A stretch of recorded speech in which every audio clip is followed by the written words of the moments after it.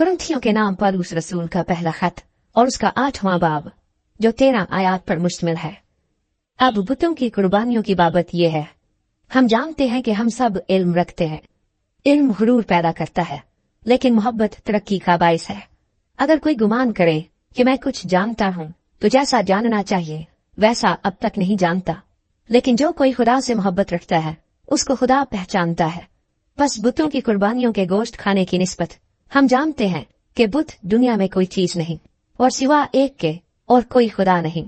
अगरचे आसमान और जमीन में बहुत से खुदा कहलाते हैं, चुनाचे बहुतेरे खुदा और बहुतेरे खुदावंद हैं, लेकिन हमारे नजदीक तो एक ही खुदा है, यानी बाप, जिसकी तरफ से सब चीजें हैं और हम उसी के लिए हैं। और एक ही खुदावंद है, यानी यीशु मसीह, जिसके वसीले से सब चीजें मौजूद हुई और हम भी उसी के वसीले से हैं।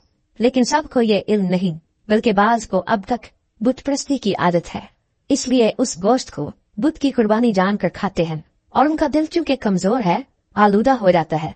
खाना हमें खुदा से नहीं मिलाएगा। अगर ना खाएं तो हमारा कुछ नुकसान नहीं, और अगर खाएं तो कुछ नफा नहीं।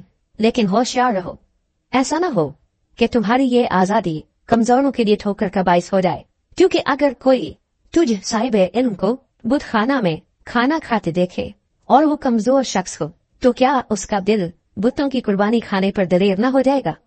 गर्ज तेरे इल्म के सबब से वो कमजोर शख्स, यानी वो भाई जिसकी खातिर मसीह हुआ, हलाक हो जाएगा। और तुम इस तरह भाइयों के गुनहगार होकर और उनके कमजोर दिल को घायल करके मसीह के गुनहगार ठहरते हो। इस सबब से अगर खाना मेरे भाई को ठोकर खिलाए, तो मैं कभी हरगिज गोश्त न खाऊंगा, ताकि अपने भाई के लिए ठोकर का सबब ना बनूं।